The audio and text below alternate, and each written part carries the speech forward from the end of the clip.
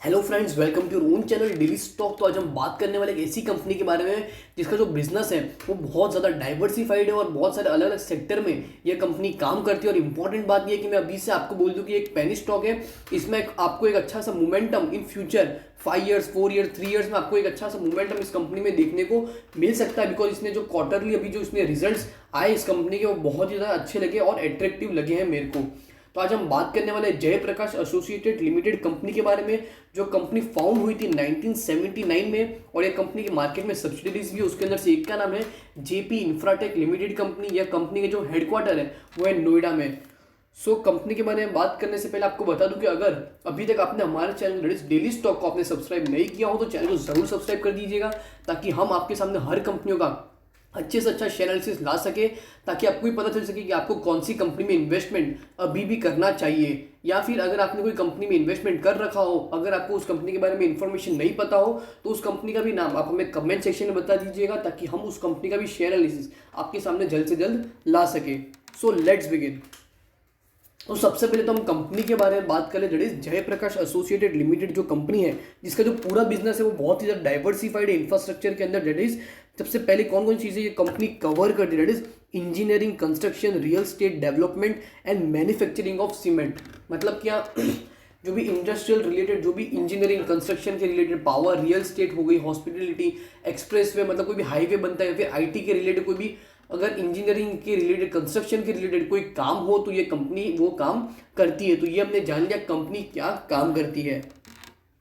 अब हम इस शेयर को कंपेयर कर लेंगे उसके सेक्टर के प्राइस टू अर्निंग के रेशियो के हिसाब से। इस सेक्टर का जो प्राइस टू अर्निंग रेशियो है वो है 36.78, जबकि इस शेयर का पी रेशियो है सिर्फ 1.53, जो कि आपको बता रहा है कि आपको सेक्टर के प्राइस टू अर्निंग रेशियो के हिसाब से आपको ये शेयर आपको काफ़ी सस्ता अभी भी देखने को मिल रहा है। सेक्टर का पीवी देखें तो वो है 3.72 पर इस शेयर का पीवी रेशियो है 0.77, जो कि आपको बताता है कि आपको यह शेयर आपको बुक वैल्यू के हिसाब से बहुत ही ज़्यादा सस्ते में अभी आपको देखने को मिल रहा है। अगर आप इस शेयर में इन्वेस्ट करते हो तो आपको एक इन्वेस्टमेंट करने के बाद आपको एक ग्रोथ पर्सपेक्टिव से या फिर एक लॉन्ग टर्म पर्सपेक्टिव के हिसाब से कंपनी अच्छा करेगी नहीं करेगी उसके हिसाब से आपको इस कंपनी में इन्वेस्टमेंट करना चाहिए। बिकॉज इसके ना डिविडेंड यील्ड नहीं है, जबकि सेक्टर का डिविडेंड यील्ड है 1.06%।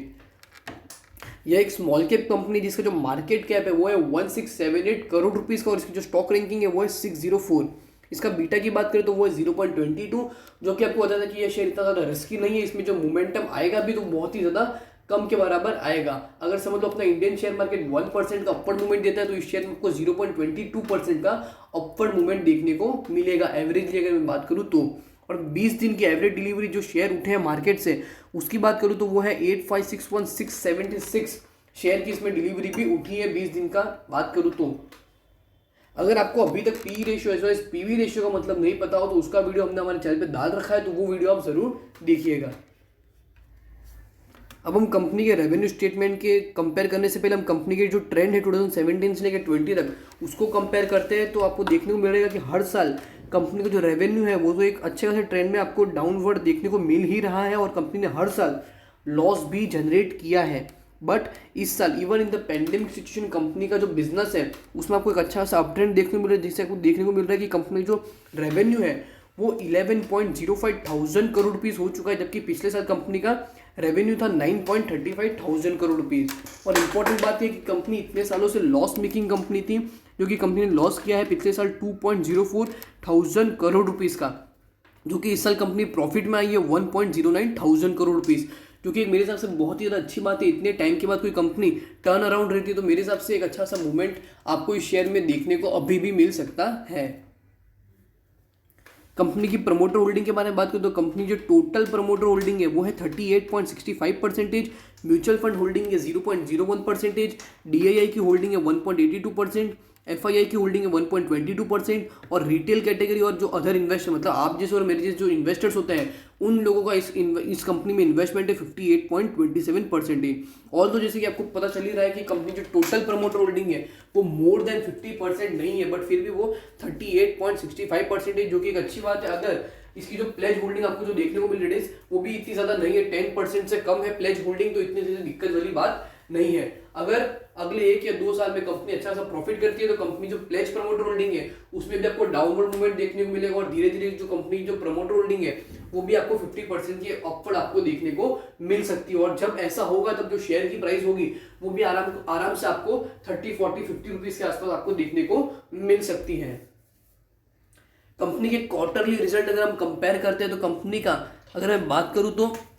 मार्च 2020 में जब कंपनी का जो टोटल इनकम या फिर बोलूं तो टोटल कंपनी जो टॉप लाइन थी उसमें जो कंपनी ने रेवेन्यू जनरेट किया था वो था 1885 करोड़ रुपीस का, और उसके बाद जून क्वार्टर में 1140 करोड़ रुपीस का कंपनी ने रेवेन्यू जनरेट किया था, और सितंबर क्वार्टर में 1334 करोड़ रुपीस का कंपनी ने रेवेन्यू जनरेट किया है। ऑल ओवर सबसे पहली बात करूं तो मार्च 2020 में कंपनी का जो प्रॉफिट था, नेट प्रॉफिट था, वो था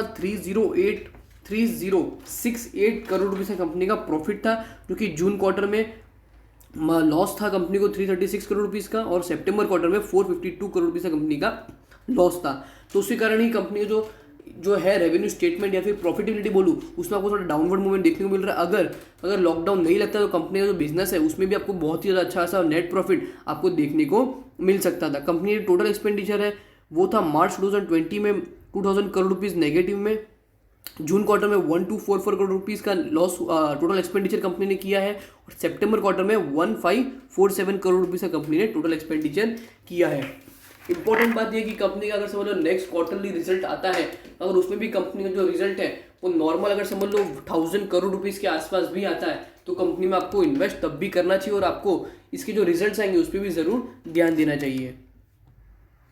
कंपनी के रिटर्न रेशियोज कंपेयर कर ले तो रिटर्न रेशियोज भी काफ़ी ज़्यादा अच्छे लग रहे हैं मेरे को from the point of view the return on net worth या फिर रिटर्न ऑन इक्विटी परसेंटेज की अगर बात करूँ तो कंपनी के मार्केट में जितने भी इक्विटी शेयर होल्डर्स है उनके इन्वेस्टमेंट के ऊपर कंपनी का जो भी प्रॉफिट निकल कर आता है वो होता है कंपनी का रिटर्न ऑन नेटवर्थ या फिर रिटर्न ऑन इक्विटी परसेंटेज। तो 2018 में कंपनी का था -41.62%, 19 में -204.69%, बिकॉज इतने साल से कंपनी लॉस कर रही थी। बट इस बार जो कंपनी का रिटर्न ऑन नेटवर्थ आया है वो है पॉजिटिव में 50.79%, जो कि बहुत ही ज़्यादा बड़ी बात होती है कोई भी कंपनी के लिए। अगर आरओसी के बारे में बात करें, that is return on capital employed, तो कंपनी जो भी इंटरेस्ट और टैक्स है उसको डिडक्ट करके कंपनी में जो भी कैपिटल बचता है उसके ऊपर कंपनी का जो भी प्रॉफिट आता है वो होता है कंपनी का आरओसी, जो कि 2018 में था -1.78, 19 में 1.56 और इस बार है -0.36। रिटर्न ऑन एसेट की बात करूँ तो रिटर्न ऑन एसेट मतलब कंपनी के मार्केट में जितने भी एसेट्स है उन एसेट के ऊपर कंपनी जो भी परसेंटेज ऑफ प्रॉफिट निकल कर आता है करंट ईयर में वो होता है कंपनी का ROA, जो कि 2018 में था कंपनी का -3.9%, 19 में -3.73% और मार्च 2020 में हो चुका है 3.01% पर। कंपनी के जो रेशियो है जो मेरे को अच्छे नहीं लगे वो ये कि कंपनी जो लेवरेज रेशियो उसमें debt to equity ratio company का बहुत ही ज़्यादा है। दैट इज 2018 में कंपनी का डेट टू इक्विटी था 5.68 रेशियो में, 19 में 24.94। अगर उसके मुकाबले अगर इस साल को कंपेयर करें तो कंपनी ने बहुत सारे डेट मार्केट में पे कर दिए, जो कि मेरे को अच्छा इंडिकेशन लगा। दैट इज 8.17 की रेशियो में अभी भी कंपनी का debt to equity ratio stand करता है। अगर 1-2 साल में कंपनी का डेट टू इक्विटी रेशियो अगर आपको अच्छे खासे डाउनवर्ड मूवमेंट में या फिर आपको 1, 2 या फिर 0 के रेशियो में आपको देखने को मिलता है तो आपको एक अच्छा खासा मोमेंटम इस शेयर में आपको देखने को मिल सकता है। इंटरेस्ट कवरेज रेशियो की बात करें तो जो कि 2018 में था कंपनी का -0.25, 19 में 0.18 और 20 में हो चुका है -0.08 के रेशियो फॉर्म में। इंटरेस्ट कवरेज रेशियो आपको बता दें कि कंपनी जो भी करंट ईयर में जो भी करंट इंटरेस्ट पेमेंट होता है उसके हिसाब से जो भी कंपनी की अर्निंग हुई होती है वो क्या कैपेसिटी कंपनी की उसको पे कर पाए वो आपको बता दें कंपनी का interest coverage ratio percentage. All अगर हम इस शेयर की बात करें that is Jaiprakash associate limited company की अगर मैं बात करूं तो कंपनी का शेयर करंटली मार्केट में 6.95 पे ट्रेड हो रहा है। आज भी यह शेयर 0.72% का अपवर्ड मूवमेंट दिया है इसने, दैट इज 0.05 पैसे का। और अगर आप इस कंपनी में अगर आप इन्वेस्ट भी करते हो तो इसका आप देख सकते हैं कि 5 ईयर हाई इसका 30 रुपीज़ है। अगर आप करंट मार्केट प्राइस के हिसाब से अगर आप 5 ईयर हाई भी देखो तो वो ऑलमोस्ट आपको 5 to 6 टाइम मतलब 500 या 600% तक के रिटर्न आपको यह दे सकता है अगर ये 30 रुपीज़ के आसपास भी ट्रेड होना स्टार्ट हो जाए।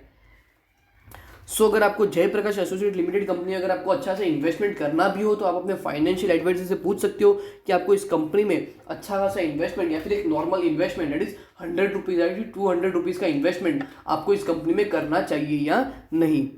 सो होप करता हूँ कि आपको इस कंपनी का जो हमने अभी शेयर एनालिसिस किया वो आपको अच्छे से समझ गया हो। अगर आपको वीडियो अच्छी लगी तो वीडियो को लाइक, शेयर और हमारे चैनल को सब्सक्राइब करना ना भूलिएगा। अगर आपको भी कोई और दूसरी कंपनी का भी शेयर एनालिसिस चाहिए हो तो उस कंपनी का भी नाम आप हमें कमेंट सेक्शन में बता दीजिएगा, ताकि हम उस कंपनी का भी शेयर एनालिसिस आपके सामने जल्द से जल्द ला सके। So thank you.